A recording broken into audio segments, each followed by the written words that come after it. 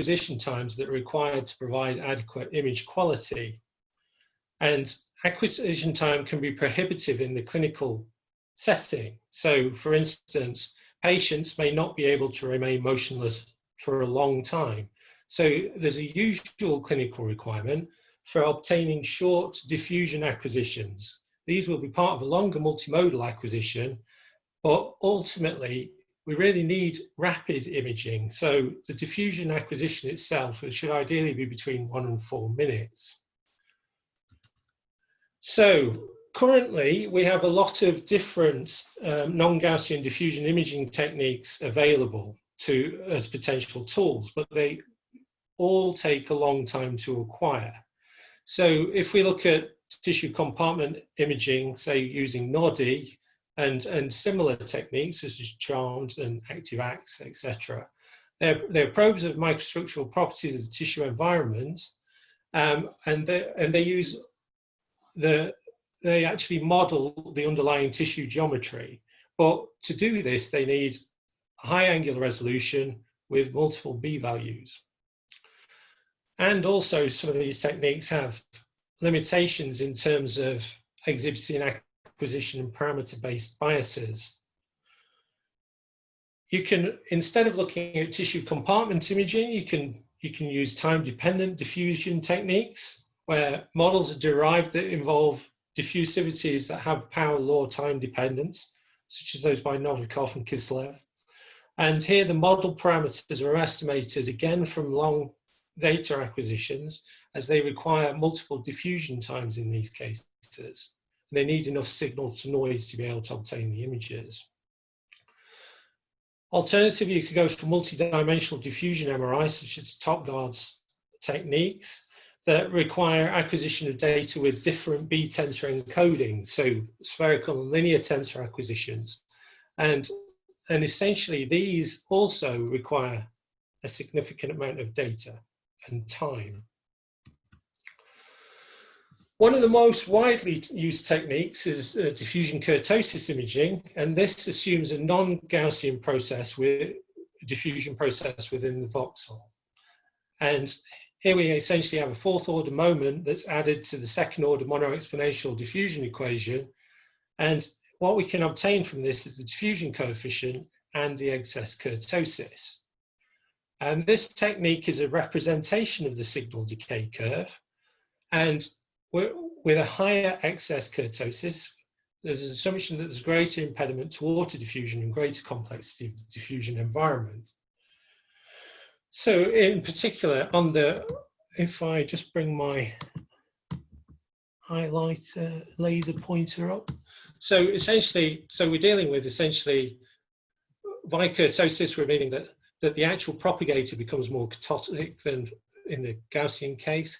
And what we see is with greater kurtosis, we get greater deviation from mono-exponentiality in the diffusion signal decay curve. There's a lot of evidence in the literature these days, a wealth of information that suggests that DKI is more sensitive to pathology than DTI, but it does have several limitations. In particular, it requires a lot of acquisition. Its minimum acquisition data is 31 images, but data can often be acquired in up to 10 to 20 minutes. And it can't take advantage of the high contrast provided by ultra-high B values. So it's stuck in a range between 0 and 3000 in terms of B. And it also has well-known fitting errors where it estimates kurtosis less than 0 in lots of image voxels. So quasi-diffusion imaging, which I'm going to be talking about in the rest of this talk, has different assumptions with respect to the underlying diffusion process. Essentially, the quasi-diffusion model is a special case of the continuous time random walk model of diffusion dynamics. And this is based on anomalous transport theory, in which Richard went through in great detail last week, 2 weeks ago rather. So the CTRW model makes no explicit microstructural assumptions, and it assumes an effective diffusion process where the diffusion dynamics are described by a waiting time exponent, alpha, and a step length exponent, beta.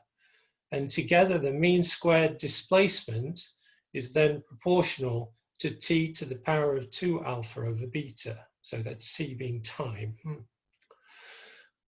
In this case, if you want to acquire this sort of data in diffusion MRI, we still require a data acquisition that typically involves multiple diffusion gradient directions and b values. And that's for the general continuous time random walk model. And in particular, it may be improved by different diffusion times also. But quasi-diffusion imaging is quite different. It's a special case of the continuous time random walk. So in this talk, I'm going to introduce the quasi-diffusion imaging technique and show how to derive it from the continuous time random walk. And then I'm going to talk about how to optimize QDI data acquisition to provide fast acquisition. Then compare QDI with the diffusion kurtosis imaging and show the effect on QDI measures of reducing the number of diffusion directions. Then I'll show a couple of clinical case studies and then talk a little bit about how we can overcome barriers to clinical translation and compare the technique to other fast diffusion imaging techniques. So, in terms of quasi-diffusion imaging, it's a special case of continuous time random walk, but here, instead of allowing the whole of the alpha beta space to phase space to be included, we actually take a scaling relationship between the waiting time and the step length exponent such that we are lying on the quasi-diffusion line here, straight through the middle of the alpha beta space. Essentially, above it we've got superdiffusion, and below we've got subdiffusion. But on the quasi-diffusion line, where 2 alpha equals beta, we actually include the Gaussian PDF, and all points along this line have mean squared displacement that is proportional to time. So we have a linear mean squared displacement with time.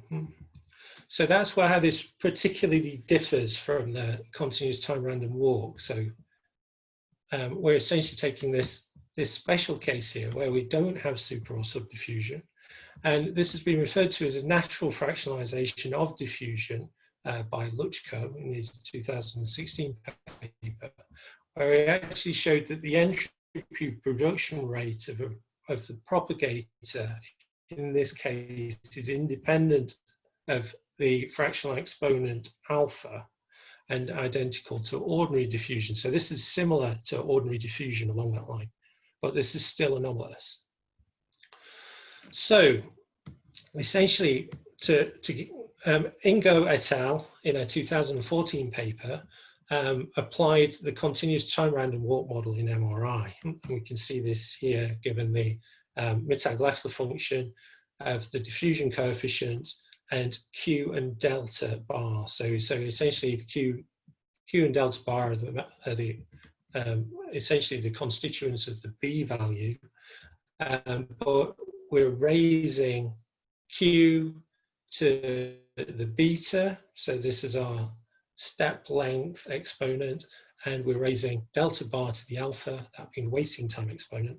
And this, in Ingo's analysis, we have a diffusion coefficient in millimeters to the beta per second to the alpha, in which, in their analysis, they then have to then recover the units of D in millimeters squared per second. One of the advantages of the quasi-diffusion model, if we actually put in 2 alpha equals beta into the continuous time random walk model equation, is we get a simplification in this special case. Essentially, we now have a diffusion coefficient alpha 2 alpha, and Q is raised to the 2 alpha and delta bar to the alpha, which then can be simplified very easily to it being then a Mittag-Leffler function with only B and D. So we can either parameterize this in Q, or we can parameterize Q delta rather, or we can parameterize it in B. Right, so we've got our diffusion coefficient. It has units in millimeters squared per second, and we have, and this is the rate of the signal decay in the diffusion imaging, and we have alpha being the fractional exponent, and this is giving us information about the shape of the power law decay. So how do we actually go, what does the data look like? How do we go about actually fitting this?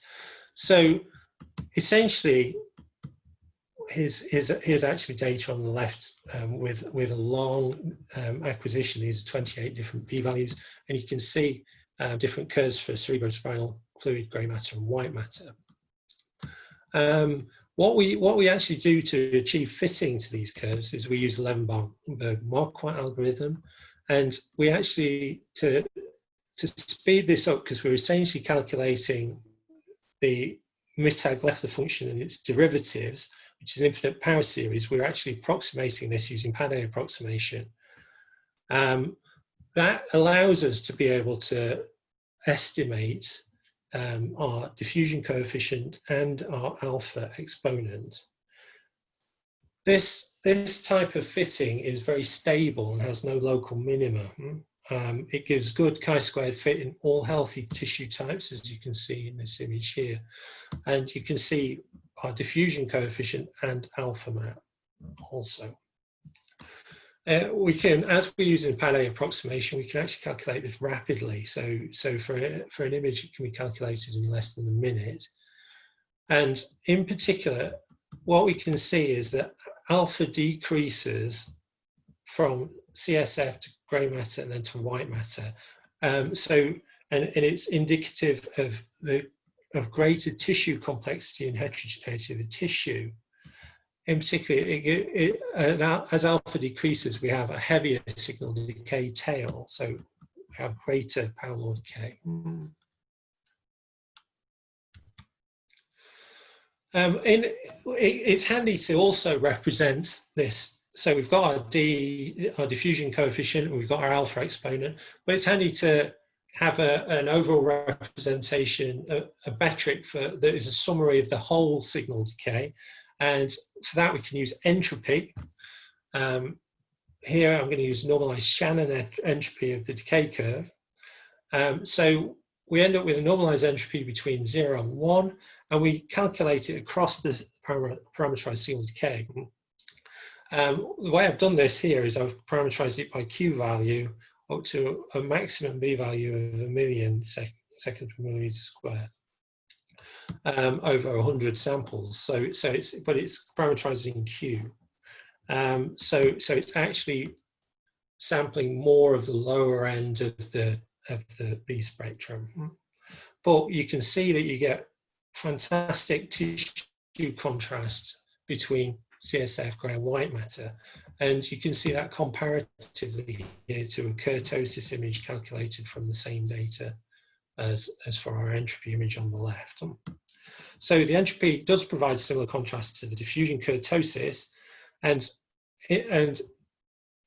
as entropy is calculated over the whole decay curve, it cannot be calculated from fitted DKI data, which does not provide an adequate fit beyond p values of 3,000. So we can see how the different curves translate to different entropies. We can see that if there's a larger tail, a heavier tail, you get higher entropy value in the white matter, and then grey matter it's lower, and in the CSF you get very little entropy. So it's giving us information about the complexity of the diffusion environment. So we can also calculate tensors from this. So here we use a technique that Matt and I developed and published in 2012, where we actually fit a tensor to each individual parameter that we get out of this. So in turn, we fit a tensor to the diffusion coefficients, to the alpha exponents, and to the entropy values, and this is very similar to the way it's normally fitted in for the diffusion tensor along different p-values. We end up with 3 real positive eigenvalues, 3 associated eigenvectors for each of the 3 tensors, diffusion coefficient, alpha, and entropy, and we can calculate familiar measures of the mean, axial, radial, and fractional anisotropy. So how do we actually construct a minimal QDI acquisition? We're interested in fast imaging. So we want to be able to acquire it as quickly as possible. In conventional diffusion imaging, we have a B0 and then 1 non-zero B value in each, and the non-zero B values are in each diffusion direction. In quasi-diffusion imaging, we need an additional non-zero B value, so we need 2 of them and a 0. If we were to acquire conventional diffusion weighting in 3 orthogonal directions, we would essentially need 4 images, a minimum of 4, because we need 3 directions and the 0. For quasi-diffusion, we'd essentially need 3 more. So we'd take 1.75 times longer than conventional DWI, and we'd be acquiring 7 images. With quasi-diffusion tensor imaging, we'd need 6 non-collinear diffusion directions at each b-value shell and a 0, so we'd be getting 13 as a minimum acquisition. And if we calculate as a multiplier with respect to conventional DTI, it takes 1.8 times longer than the minimal conventional DTI.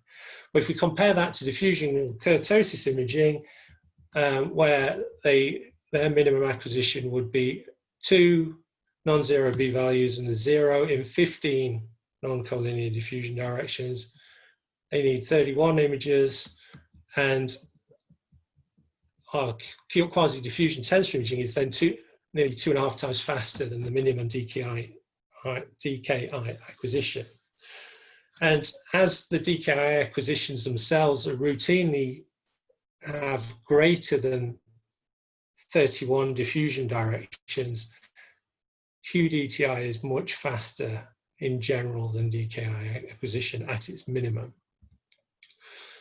So what sort of information do we actually get? What we fit is we fit this to every single diffusion direction prior to doing any analysis. So essentially here we've got 3 different, this is shown in Q space, but we've got 15 diffusion directions, and we've got B values at 1,100 and 5,000, and the overall acquisition time was just 228 seconds. So from this, our decay curves, and we can see that in grey matter we have very little anisotropy in this data, and in white matter, as you would expect, there's much more anisotropy between the different diffusion directions. So our diffusion coefficients, so here we've got our grey and white matter voxels, so these are individual voxels. We can see we've got diffusion coefficient in grey matter of 0.75 times 10 to the minus 3 and an alpha of 0.92, whereas in white matter we've got a diffusion coefficient similar to grey matter, but our alpha, so we've got a much fatter decay curve, and essentially we've got a lower alpha of 0.78. We can also see that we've got greater anisotropy in the standard deviation of these different of the estimates of D and alpha in the white matter compared to the grey matter voxel, as you would expect. So essentially we can calculate tensor metrics in all of these 3 different image types. So the diffusion coefficient images for mean, axial, radial, and anisotropy look similar to the conventional diffusion images. We can see that we've got good contrast in the alpha maps, where we can see the CSF is much brighter than the grey matter, and the white matter is much lower. So again, as we've seen with the different diffusion decay curves that we observe in these voxels, and we can see also we've got great contrast in the entropy images that is particularly good in the mean image, but you can clearly see contrast in the axial and radial data too. Interestingly, the diffusivity and the alpha exponents have axial measures that are higher than for the mean and radial results, as you would expect, because essentially we're saying that along the axons you've got a diffusivity that is closer to Gaussian diffusion. It's closer to 1. So essentially these follow the same pattern, but it's the opposite that we observe in the entropy, because we've actually got least entropy along the axon. So it all hangs together, but it's opposite in entropy compared to alpha and diffusion coefficient. So in healthy tissue, we get diffusion coefficients that are similar to conventional diffusion. In the CSF, we're close to free water, and in the grey matter, it's slightly elevated compared to in the white matter. For alpha in the CSF, the alpha is close to 1, so that means that this is Gaussian, essentially Gaussian diffusion that's taking place, and it becomes more non-Gaussian in grey matter with alpha of 0.88, and then in white matter down to 0.77. In entropy, we can see SF increases into white matter. As the diffusion coefficient and the alpha fractional exponents are actually representing different parts of the decay curve, you'd expect them to be decoupled. And what we find is that they are weakly correlated, but in our analysis of 8 individuals, we didn't find significant correlation between diffusion coefficient and alpha or entropy. But the alpha and the entropy are negatively correlated with one another. And that's essentially because the alpha is representing the signal decay and the tail of the signal decay, and the entropy is representing the whole of the curve, but is weighted towards the long tail, due to the fact that we've calculated it to high p-values. So how do we go about actually optimizing these acquisitions? Essentially what we did is we wanted to find the minimal QDITI acquisition that best approximates a gold standard. So we obtained, we acquired data on 5 individuals. We used this, an acquisition in 28 non-zero b-values between 180 and 5,000 second millimeters squared, and we had 10 b-zeros as well. So this is a resolution of 1/2 by 1/2 by 5 millimeters, and it was a long acquisition, so it took 35 minutes and 16 seconds. And what we were interested in here is trying to minimize the amount of information that you need from that gold standard to be able to maximize the similarity with the gold standard decay curve.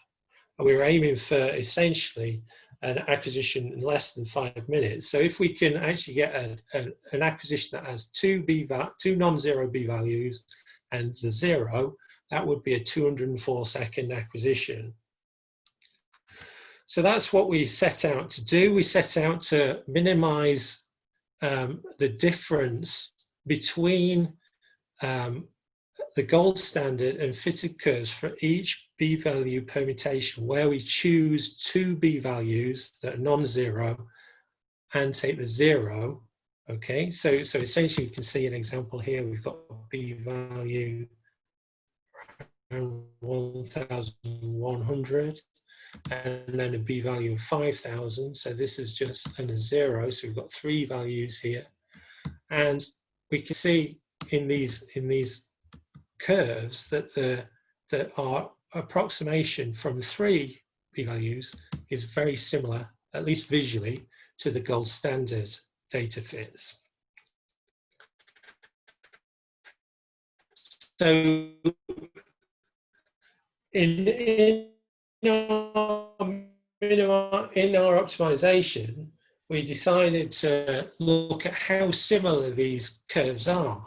We sampled 50 different data points along each of these decay curves that we'd parameterized, and then calculated the chi-squared difference between the two curves. And essentially, for each different permutation, we obtained a median chi-squared value in grey and white matter voxels for each of our individuals. So here we're doing this on 5 different individuals that we did this scan upon, and we minimize the median chi-squared across those individuals. So essentially, we end up with a matrix of B values, or 28 B values along each axis. And essentially for each of these different permutations of B values, we get a different chi-squared, and we average these chi-squareds across our 5 individuals. And then we can see that it's in the upper quadrant of the matrix. Or alternatively, shown in the lower quadrant, we can see the rank of the average chi-squared values. And when you actually obtain the lowest value, so the highest, and the lowest chi-squared is actually given the highest rank here, we actually see that the 2 p-values that you might choose are one close to 1,100 at 1,080 and 5,000. And this is the optimal fit in terms of minimizing the chi-squared. So you can see here, this is the same information that we acquired, but this time, rather than looking at the gold standard, we've got simply 3 data points. So you can actually see here how similar the gold and the optimal information are. There's very little difference between them. So visually they look similar. So we decided to look at the accuracy and precision of the information, and this is from a single data set for grey and white matter pixels. And we can see that we've got the gold acquisition along the x-axis and the optimized acquisition along the y-axis here, and we've got grey represented by red and blue is white matter voxels, and we can see that they're at least lying on the y=x line in diffusion coefficient, and we can see they're very close to it in terms of the alpha. What we do see actually when we look at the Bland-Altman graphs, the plots on the right, we can see that we've got in diffusion coefficient, we've got very little difference, very little bias in the mean values between the gold and the optimized acquisitions. And we can see that we've got small, these are the 95% confidence limits that are shown here, and we can see that the actual confidence limits on the precision are high. So we've got very good data acquisition. It's very similar. What we can also see is that the precision is also good in alpha, but we do see a small bias. I mean, this is a bias of about 0.01 in alpha, where we actually observe slightly lower alpha values in our optimal values, in our optimal acquisition than we do in our gold standard acquisition. Otherwise, there's very good accuracy and precision. So, I mean, as we obtained the highest b-value is one of the data points that provides the optimal QDI acquisition from the gold standard. We also looked at whether you could actually drop that maximum value and still get a very high accuracy and precision in your imaging data from quasi-diffusion imaging. So essentially, if your scanner doesn't have the gradients capable of acquiring very high B values, we looked at what you might get for 4,000, 3,000 and 2,000. Essentially, in terms of the chi-squareds, we get a much better fit for our optimal B value for 1,080 or 5,000 than we did for our other optimized acquisitions with different maximum B values. But what you can see is that if you drop the B value to 4,000, you still get an image that is very similar to the gold standard. Once you get down to a maximum B value of 3,000, you start to see deterioration of image quality, particularly in alpha. And you can see with a maximum of 2,000, then you're really losing the information from the signal decay curve. So the contrast is beginning to be lost in the 2,000 maximum data. So here. But nevertheless, you can see that you could drop potentially the maximum B value down to 4,000 or 3,000, still get high quality quasi-diffusion images rapidly within 204 seconds. I mean, as we were actually optimizing our data by performing this along individual diffusion directions and then obtaining the median chi-squared values across regions of interest, this has also meant that we've managed to optimize the anisotropy at the same time. So we can actually see that for the 5,000, 4,000, we get very similar anisotropy in diffusion coefficient and in alpha than we do in the gold standard acquisitions. Still get decent data at 3,000, and this deteriorates at 2,000. But we're still capable of getting the anisotropy and the heterogeneity from this data too. So how about comparing with diffusion kurtosis imaging? So we've actually we're actually trying to do something quite similar with quasi-diffusion imaging as you do in diffusion kurtosis imaging. Essentially, in diffusion kurtosis, you've got an excess kurtosis, and we'd expect that to be similar or analogous to our alpha fractional exponent from our quasi-diffusion acquisition. The differences are really in the equations. So essentially, the diffusion kurtosis is a truncated power series representation, but in our quasi-diffusion equation, we're actually got an infinite power series, and it's derived from the continuous time random model. Nevertheless, higher excess kurtosis and lower alpha should be similar in terms of their interpretation. We'd expect a greater impediment to water diffusion and greater complexity of the diffusion environment.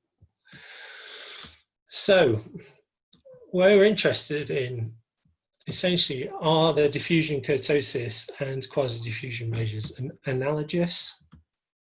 So is D in kurtosis similar to D12 in quasi, and is kurtosis similar to alpha and entropy?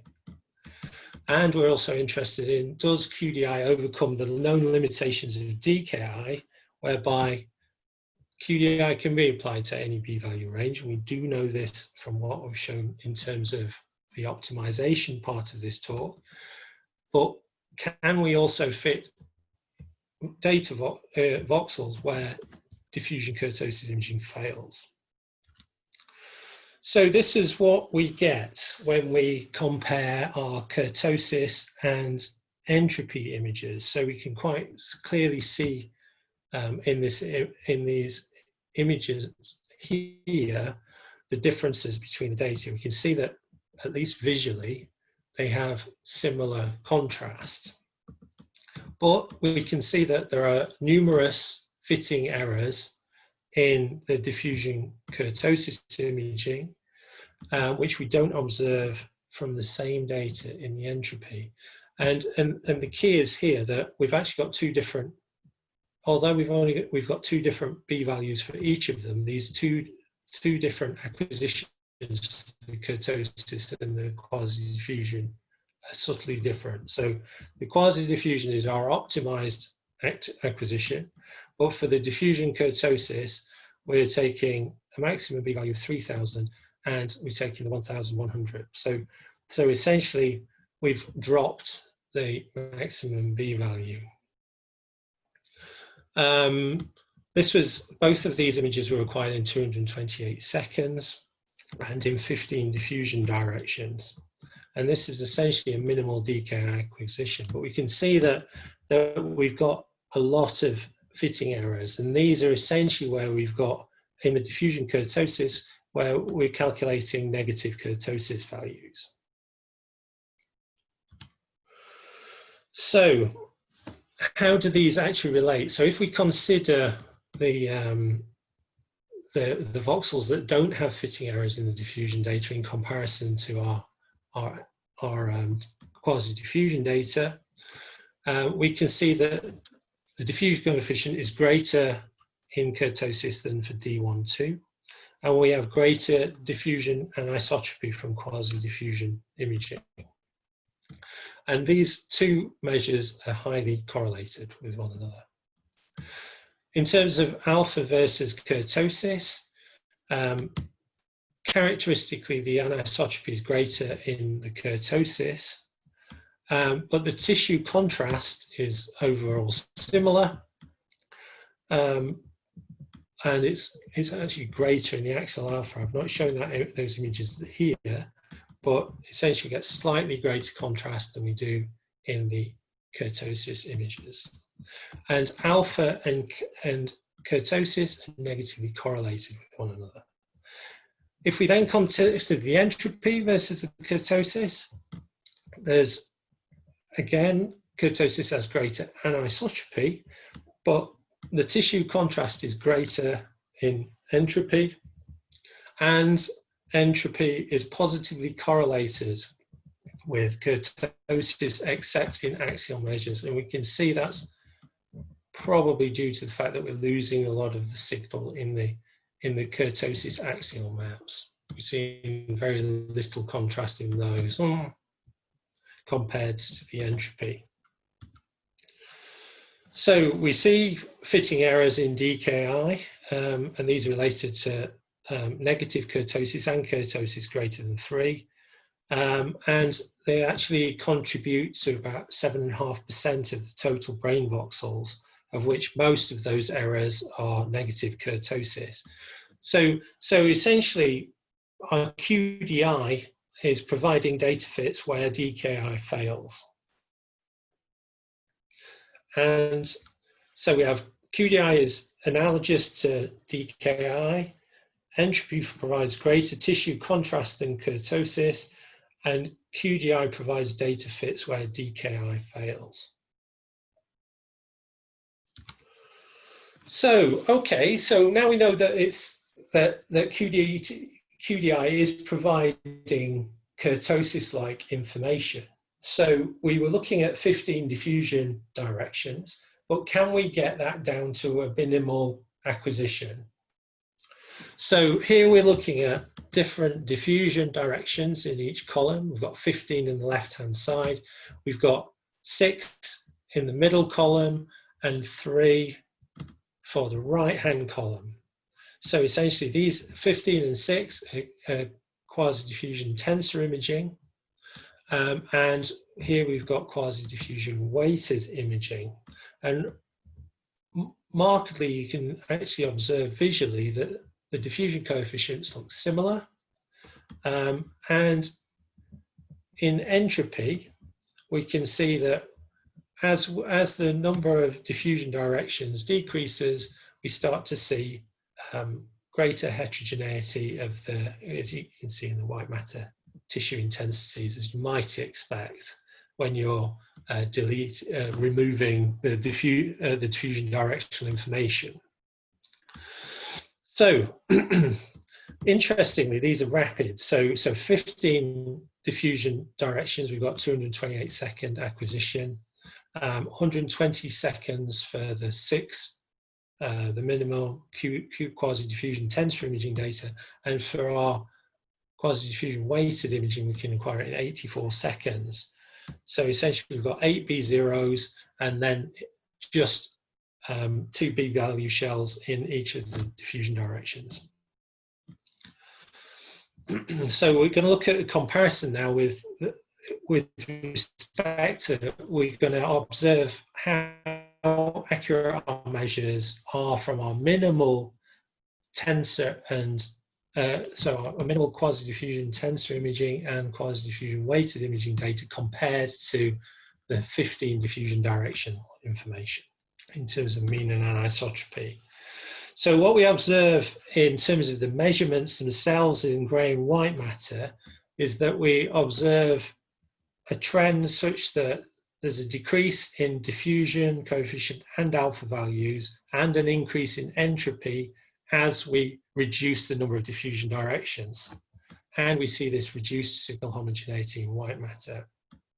If we actually look at significant differences between 15 and 6 diffusion directions, we can see that there aren't any significant differences in mean and anisotropy measures in diffusion coefficient alpha or entropy.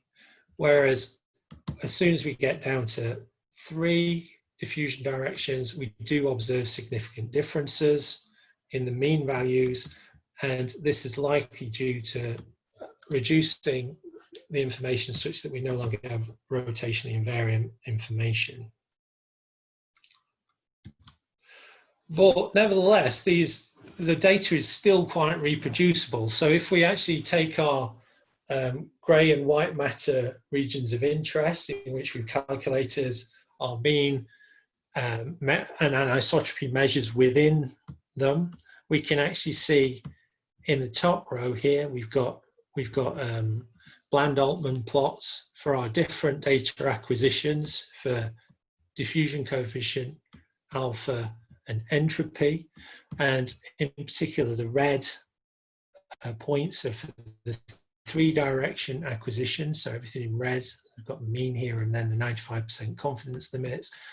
The blue is the grey matter, and the green is the blue is the 6-direction data, and the green is the 15 directions, and we've got our grey matter and our white matter and our grey matter results here. So what we can see in diffusion coefficient is that as you reduce your diffusion, your number of diffusion directions, you get less precision.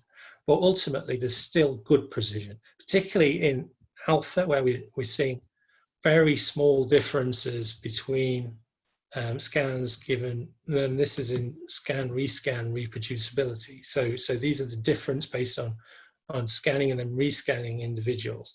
And we can see that the alpha differences are very small, and also the entropy values differences are very small also. Once we look at the anisotropy, we can see that the anisotropy is improved in terms of particularly the precision in diffusion coefficient by ensuring that you have more diffusion directions.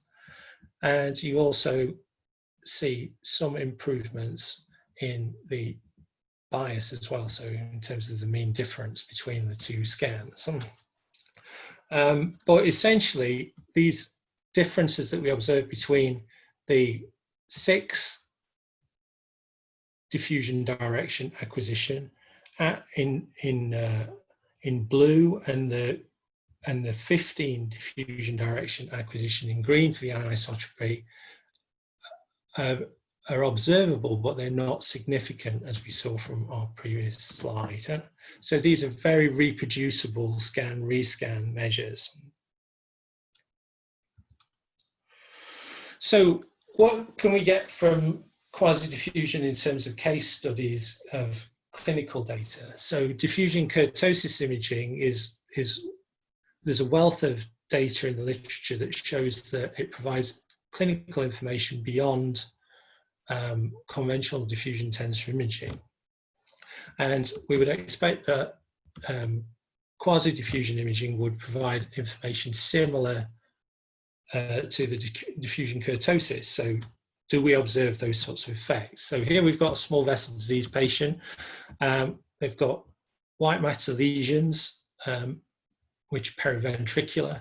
We can easily see them on the mean diffusivity information. But what we can see in terms of our alpha is that we get elevated alpha that is well outside the actual boundary of what we apparently see in the diffusion coefficient information. So we're seeing much greater potential areas of tissue damage. In particular, we're seeing elevated alpha, and we're seeing low entropy associated with our high diffusion coefficients. And we can even see this in the diffusion anisotropy data. This acquisition itself was acquired using our 6th diffusion direction acquisition in 120 seconds, so is clinically feasible in terms of its acquisition time. So essentially, these sorts of effects are found in diffusion kurtosis as well, that there is evidence for information beyond diffusion tensor imaging. In particular, it's been found that increases in diffusion coefficient and reduction of kurtosis are associated with disease severity. So this means that quasi-diffusion imaging will potentially provide similar information in small vessel disease as can be observed in diffusion kurtosis. So now if we look at acute stroke, again, it's our 120-second acquisition. We can see this is actually an incidental stroke that was observed on the small vessel disease patient. And we can see the characteristic low diffusion coefficient that's observed within the acute stroke region due to cytotoxic edema and cell swelling. So we've got a reduction in diffusion coefficient, we've got a reduction in our alpha, and we've got an increase in entropy. And we can also see some effects in the anisotropy data as well, where we seem to have some damage in the white matter and the thalamus. And again, this is analogous to known information from diffusion kurtosis, where high mean kurtosis is observed characteristically in lesions due to acute stroke. And particularly, it's been observed that this high mean kurtosis in a lesion will indicate where the chronic T2 weighted lesions are after 1 month. So it gives some indication of prognosis after stroke. And that was shown in the diffusion kurtosis imaging study by Yin et al. So potentially QDI provides useful information in acute stroke, as it is analogous to DKI. So here's a few brain tumor patients. On the top row, we've got a meningioma patient, and we're showing the mean diffusion coefficient. We've got the alpha and entropy. We've also showing the T1 plus GAD, and we've got our directionally encoded color maps. All of these are from our 120-second acquisition again. On the second row, we've got a low-grade glioma patient, and then on the bottom row, we have a high-grade glioblastoma. So essentially, what we can see is that in the low grade, we have increased water content, so increased diffusion coefficient. The alpha indicates we have a decay curve closer to Gaussian, and we've got low entropy, and this is pointed towards increased water content and damaged tissue in the core of the tumour. In the high grade, we've actually got gadolinium enhancement, so in the viable tumour region around a necrotic core. And what we observe in our quasi-diffusion is we have a reduced diffusion coefficient in the tumour. We have reduced alpha, and we have an elevated entropy. So we can actually see in the regions that show that gadolinium contrast enhancement, we can see particularly elevated entropy compared to surrounding tissue in the mean images. So in our meningioma, the edema is not infiltrative, and what we actually observe is potential differences between our meningioma case study and our infiltrative tumours, such that the diffusion coefficient and alpha are not as elevated in edema as in our infiltrative low-grade glioma and high-grade glioblastoma. I mean, these are all case studies, so obviously we need to do much more work to determine how potentially useful QDI could be in the clinical arena. But these case studies point towards analogous results with diffusion kurtosis, where in particular high mean kurtosis is representative of high tumour grade and malignancy. And what we can see in our high grade tumour is we have higher entropy, and this is directly analogous to the kurtosis measurement.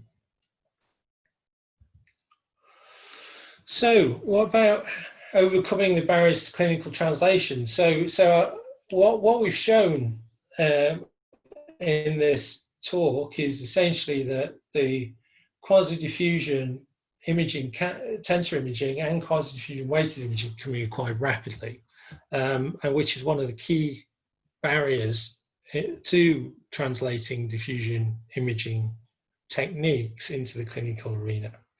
So we're in a clinically feasible time frame. What we can do, what I do in these slides, in these last couple, is essentially I compare our quasi-diffusion imaging data to some images that are actually published in various papers. So, for instance, the current fastest conventional DKI acquisition that I could find was an acquisition time of 130 seconds. Essentially, this was a multi-band acquisition. And had a maximum B value of 2000. So this was by Yin et al. And you can see that the images have some artifacts in them. The signal to noise is definitely not as high as in our quasi-diffusion images. And essentially these are showing analogous data from stroke, acute stroke individuals. So we can see the same effects. So we've got in the kurtosis imaging, we've got elevated signal, and we've got lower diffusion coefficients. But in our acquisition of 120 seconds, we have got visually better signal to noise ratio and tissue contrast, fewer image artifacts, and we didn't use multiband in our acquisition. So essentially with multiband, we should be able to accelerate our acquisition to be within 60 seconds. So another fast technique is fast diffusion kurtosis imaging, where instead of getting a full acquisition of a minimum of 15 diffusion directions, you get less than that. And there are different numbers of diffusion directions in each B-value shell. So that means an example of a fast diffusion kurtosis acquisition acquired in 166 seconds. Here on the left side of this image, the left two columns, this is by Tietze from in 2015. And on the right, we can see low-grade and high-grade examples acquired using quasi-diffusion imaging. And we can see again that the quasi-diffusion images provide better signal to noise and fewer image artifacts. And not only that, in this case, the fact that we have a tensor acquisition is important as well, because essentially with fast diffusion kurtosis imaging using Hansen's technique, you don't get a tensor acquisition to this either. So essentially we can get within 120 seconds a tensor with what appears, at least visually, to be of a higher image quality. So I hope I've provided in this enough information to see that we have shown the proof of concepts of our novel quasi-diffusion imaging technique. This technique takes advantage of ultra-high B values, and it is capable of minimal acquisition times. It's derived from a special case of the continuous time random walk model, and based on a model of diffusion dynamics with no explicit tissue microstructural assumptions. All we assume is a scaling relationship between the time and space exponents, and this allows linear mean squared displacement to be preserved. This quasi-diffusion model is parsimonial. There's very little information. It's very concise. And because of that, it's easier to fit, and we can acquire minimal information and get maximal results.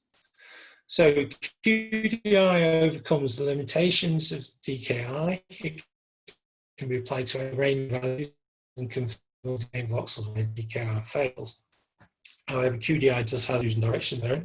This is analogous convention, but the quasi-diffusion tensor images are rotationally invariant. But as we've calculated different tensors for each of the diffusion coefficient alpha and entropy measures, the principal directions are not aligned. So essentially we're looking to develop a fitting technique that's capable of fitting the alpha and diffusion coefficient values in multiple directions simultaneously, so that we can overcome this limitation. So QDI requires substantially shorter data acquisitions than other advanced diffusion MRI techniques, and it provides potentially clinically meaningful tissue contrasts. It's analogous to DKI, so the results from DKI clinical studies are likely to hold for QDI, although this needs to be shown. QDI provides quantitative non-Gaussian diffusion imaging in clinically acceptable acquisition times and has the potential for application in large-scale clinical trials and clinical translation. Okay, well, this is the work of a lot of people. So I'd like to acknowledge all the people that have been involved in this, particularly at St George's University of London, where we've got Franklin Howe and Catherine Spilling, and we've got the clinical support from Tim Jones, Jeremy Madigan, Philip Rich, and Jeremy Isaacs. And then also we've got Matt Hall at MPL, Richard Magin at the University of Illinois at Chicago, and Carson Ingham at Northwestern at Chicago. Thank you very much.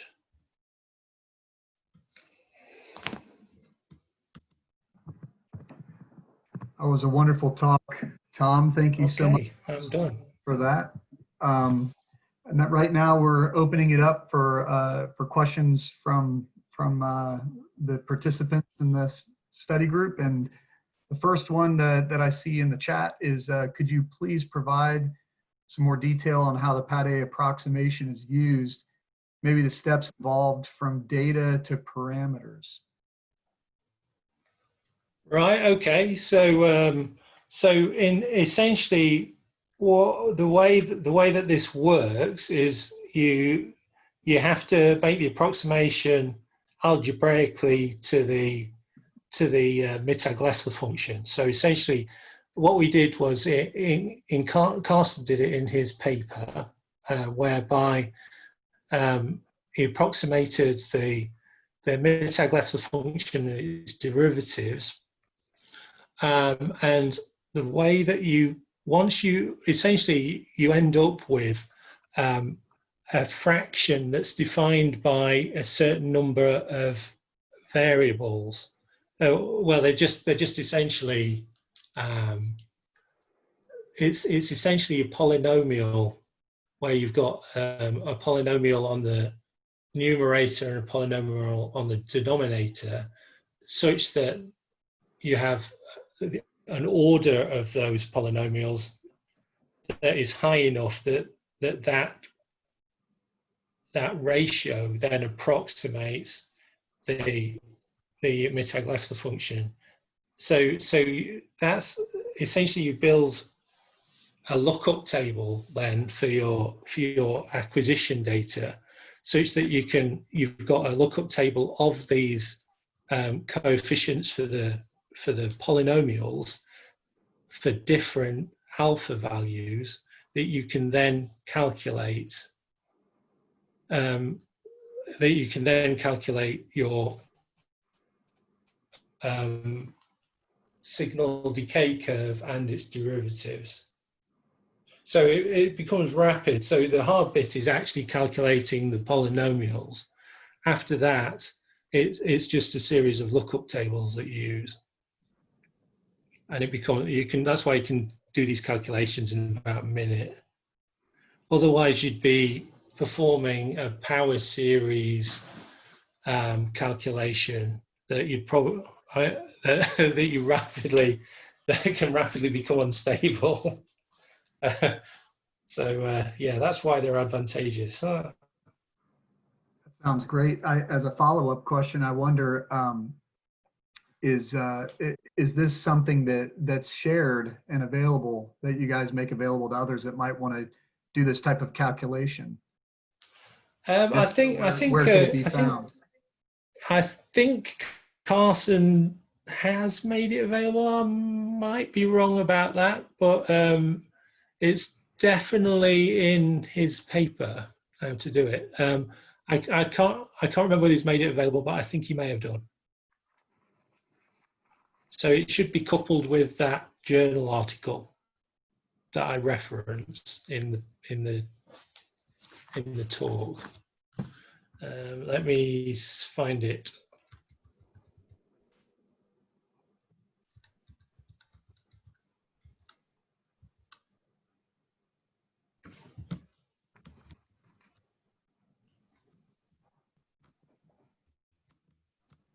Yes, it's this one. So okay.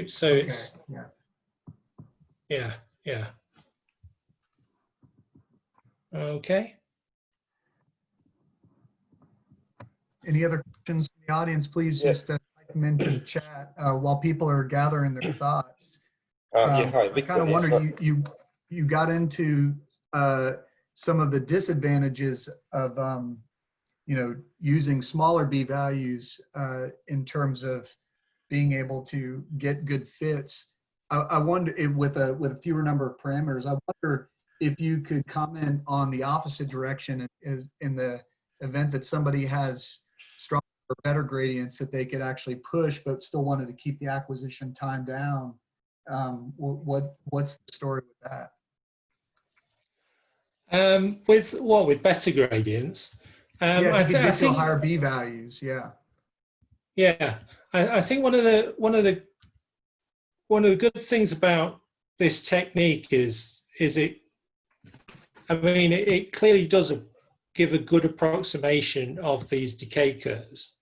So I would have thought with any acquisition, even with higher diffusion gradients, you should still be able to fit these functions to it. So I would have thought that this would do well over any data acquisition. I guess what I'm wondering is, would it change maybe the way you sample if you wanted to keep the sampling low? Oh yeah, yeah, it may well do. I mean, I think definitely you need.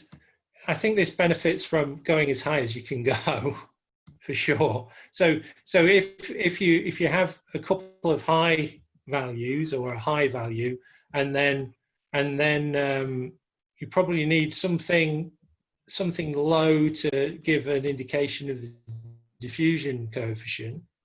But ultimately, when the optimization was taking place, it was picking one that's around 1,000 in these examples, and then the high, essentially a high value. And I think that will probably be the same with high diffusion gradients as well.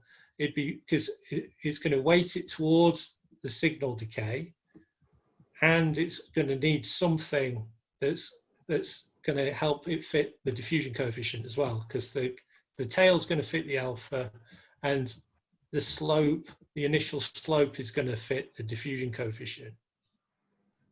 So you probably do need a high, something lowish down here, and then perhaps a couple in the middle, and it probably work, I would have thought.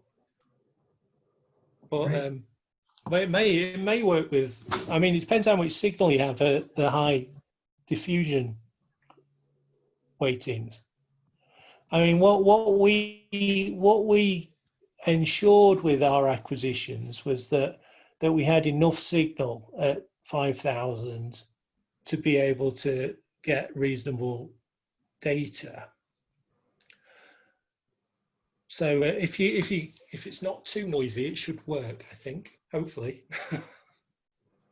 Great. We've got another question from Ryan. He wonders how sensitive alpha is with respect to different aspects of how fiber populations can be configured. For example, the number of different fiber populations versus their relative orientations versus the absolute difference in diameter of the fiber. So heterogeneity. Yeah. Okay. Well, explicitly, well, this isn't a tissue compartment model. So what we're not trying to do in what I've shown here is determine fiber radii. The alpha measure should be a measure that is sensitive to the heterogeneity of the tissue. So it's probably going to have information that's relating to the disorganization of the fiber orientations or the pore size, so the cellular diameters that are present in the tissue. But we've yet to do further work to fully understand the relationship between those measurements. It should give some indicative information, but as yet we don't know.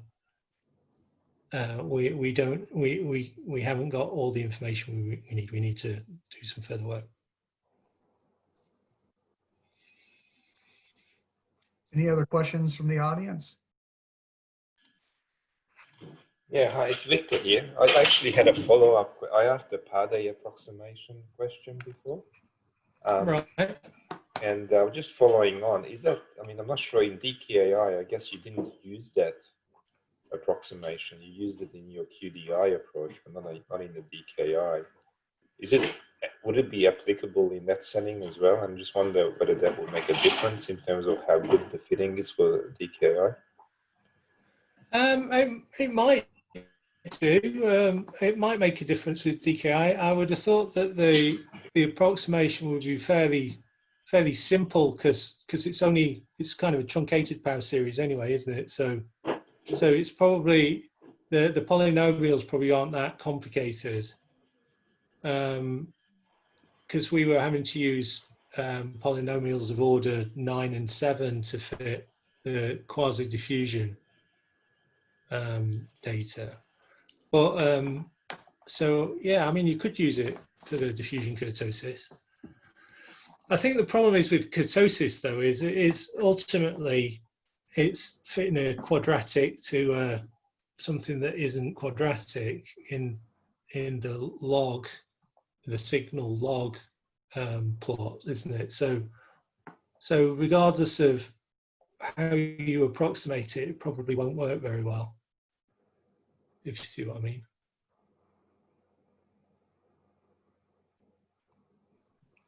Okay, thank you.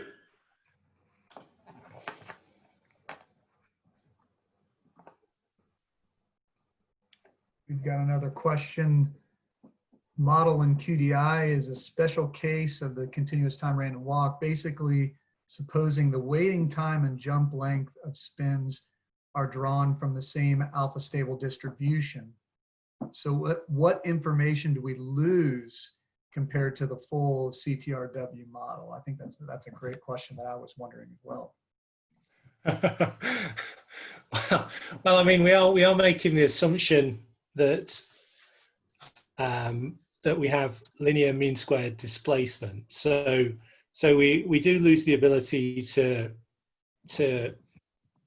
identify super and subdiffusion explicitly from the continuous time random walk. So I mean that's really the limitation of it in that sense. We are assuming that the diffusion is simpler than could be defined by the full continuous time random walk.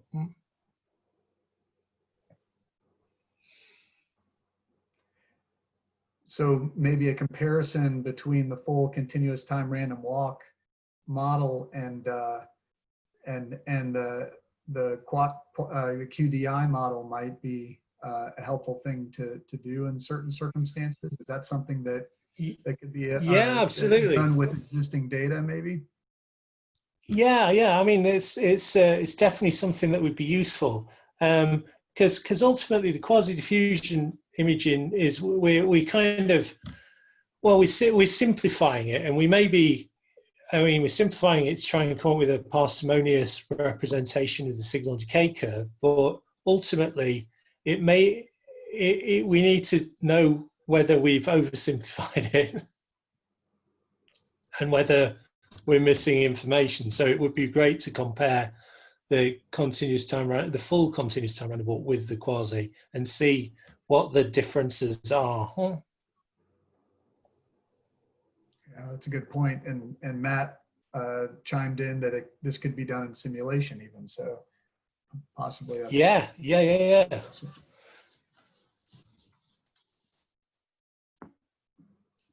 All right. Any more questions from the audience? I'm going to hand it back over to Victor at this point. Victor, do you want to unmute? Yep. Yeah. Okay. Thank you. Yeah. Thank you, Matt. Thank you, David. Thank you, Tom, very much for the presentation. I think this basically brings us to a close. Next time, please have a look at our website for our upcoming talks. Next time we'll have David Reiter talking. You can find his abstract on our website. So hope to see you all in 2 weeks. I just wanted to share with you that we have been getting a lot of positive feedback about our study group.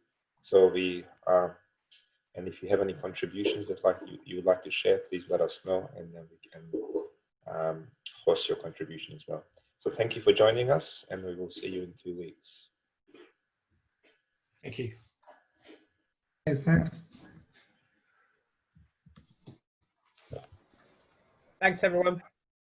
Thanks, everyone. Thank you. Thank you all. Thanks for listening. Thank you. Well done, Tom. Oh, thanks. Thanks, Chris. Tom, pat on the back. Well done. Yeah, was that all right? Yeah, I think you beat Richard's time. It's very good. I think you went longer than Richard, so it's awesome. Did I really? I'm so sorry about that. I'm so sorry. I went on a bit too long there, didn't I? It's all right. It's all good. It was good. Very good. It's late there, so we got a good reason. You're starting to slow down at this point tonight, right? Yeah. I'm sorry. I'm so sorry about that.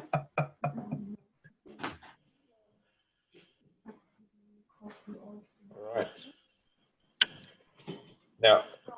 last time we said that we would hang around for half an hour, but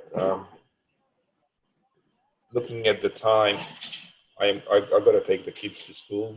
So yeah. Sorry. do you mind if I mean, I'm not, you know, you're more than welcome to hang around, but I think I have to hop off and look after the kiddies now. But I don't think there's anything that we couldn't wait for our kind of intermediate Okay. meeting next week, really. all right, fair enough. What do you guys think? All right, well, until Thank you next for the time. talk, Tom. Sorry, Maria, I missed that. Thank you for the talk. This is a Thank great you. Everyone. Sorry, I went on a bit long. Sorry about that. I I know. need to that's apologize. great. It's fine. Oh, it's Yeah. a great So talk, David has Tom. to go longer again next 2 weeks. I'm gonna swing the other way. I'll be done in 15 minutes. That's all I need. Well, that's all right. That works because then the average will be about right. Tom, I just wanted to quickly comment on that. When we use the full CTRW model, also, although we're using a simplified version, there are a lot of regions in the brain that we're getting the exact same alpha and beta values. And that actually made us thought that they are really highly correlated for some tissue types. I think it's going to be really great to compare those side to side. Maybe there are regions that we're gaining more with beta doing it in the full model, but maybe there are some regions that really are restrictedly, you know, not restricted, but specifically, you know, fitting better or being represented better with the QDI model. I think this is really interesting. Yeah. I mean, that's a good